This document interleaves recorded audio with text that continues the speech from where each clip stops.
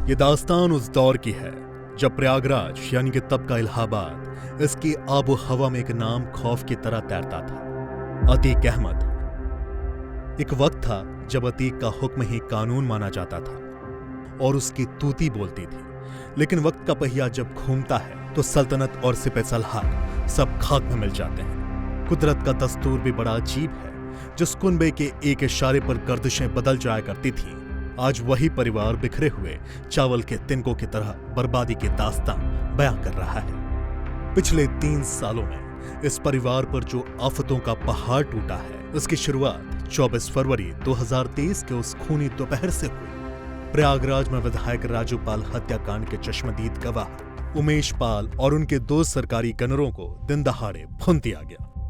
इल्जाम लगा अतीक और उसके गैंग पर। इसके बाद कानून का शिकंजा कसना शुरू हुआ और अतीक के जुर्म के साम्राज्य की बुनियादें हिल गईं। फिर शुरू हुआ अतीक के कुनबे की तबाही का वो सिलसिला जिसने सभी को हैरत में डाल दिया। तारीख 27 फरवरी 2023। उमेश पाल हत्याकांड के महज 3 दिन बाद वारदात में इस्तेमाल क्रेटा कार चलाने वाला अरबाज पुलिस मुठभेड़ में मारा गया। 6 मार्च 2023 उमेश पाल पर पहली गोली चलाने वाला शूटर विजय चौधरी उर्फ उस्मान भी एनकाउंटर में ढेर हो गया।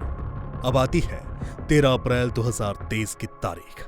50 दिनों से फरार चल रहे अतीक के तीसरे बेटे असद अहमद और उसके साथी गुलाम को एसटीएफ ने झांसी में घेर लिया। दोनों तरफ से गोलियां चली, खूब तड़तड़ाहट हुई, ठाए ठाए की आवाजें गूंज उठी और 5 लाख का इनामी असद ढेर कर दिया गया। 15 अप्रैल 2023 की सबसे अहम तारीख। असद के जनाजे के महज 2 दिन बाद प्रयागराज को कॉलविन अस्पताल गोलियों की तड़तड़ाहट से गूंज उठा। मीडिया के कैमरों के सामने पुलिस हिरासत में हथकड़ी पहने अतीक अहमद और उसके भाई अशरफ की 3 हमलावरों ने सरेआम हत्या कर दी। चंद सेकंडों में अतीक के उस खौफनाक दौर का अंत हो गया जो दशकों तक कायम रहा। इसके बाद लगा था कि मानो तबाही का यह दौर शायद यहीं थम जाएगा, लेकिन मौत का साया इस परिवार का पीछा छोड़ने को तैयार न था। अब अतीक का बेटा अबान, जो हाल ही में बालगृह से रिहा हुआ था, जेल में बंद अपने भाई अली अहमद से मुलाकात करने जा रहा था कि रास्ते में एक खौफनाक सड़क हादसे ने उसकी जान ले ली। तबाही के इस तूफान के बाद कभी दहशत का पर्याय रहा अतीक का परिवार आज पूरी तरीके से बिखर चुका है। अतीक के कुनबे की मौजूदा तस्वीर अगर आपको बयां करूं तो वो कुछ यूं है। उसकी पत्नी शाइस्ता प्रवीण उमेश पाल हत्याकांड में नामजद लंबे समय से फिलहाल फरार और इनामी है। बड़ा बेटा उमर अहमद लखनऊ जेल की सलाखों के पीछे अपनी सजा और मुकदमों का सामना कर रहा है। दूसरा बेटा अली अहमद प्रयागराज की नैनी सेंट्रल जेल में बंद है।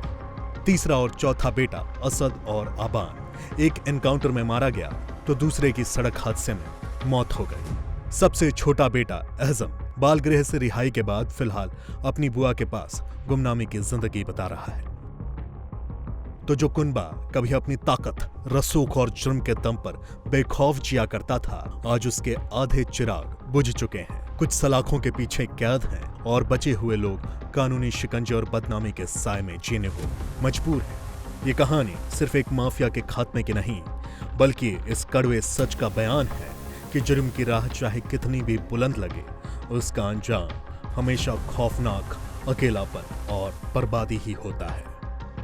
इस पूरी वीडियो पर आपका क्या सोचना है, आप हमें कमेंट सेक्शन में कमेंट कर जरूर बताएं और बने रहें ऐसे ही इंटरेस्टिंग स्टोरीज के लिए इंडिया टीवी क्राइम अलर्ट के साथ।